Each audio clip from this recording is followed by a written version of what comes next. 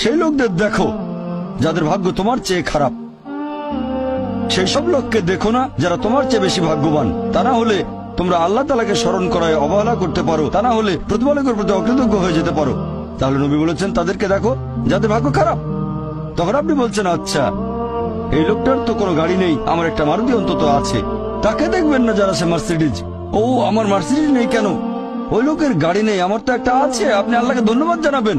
যখন মার্সিডিজ গাড়ির মালিকের সাথে নিজেকে তুলনা করবেন, ও আমার কেন মার্সিডিজ গাড়ি দিলেন না, তাদেরকে দেখবেন যাদের ভাগ্য খারাপ। তাহলে আপনি আল্লাহ সুবহানাহু ওয়া তাআলাকে স্মরণ করছেন। আর এটাই বৈশিষ্ট্য মানুষের। এরকম একটা গল্প যে এক লোকের মনে অনেক দুঃখ, কারণ তার কোনো জুতো নেই। তারপরে সে একটা লোককে দেখলো যার একটা পাই নেই। লোকটা অভিযোগ করতো আল্লাহর কাছে যে জুতো নেই, আল্লাহর কাছে অভিযোগ করতো আমার কোনো জুতো নেই। তারপর সেই লোকটাকে দেখলো যার একটা পা নেই। তখন সে আল্লাহকে ধন্যবাদ জানালো, আমার অন্তত দুটো পা আছে। তাহলে সন্তুষ্ট হওয়া একটা পরীক্ষা।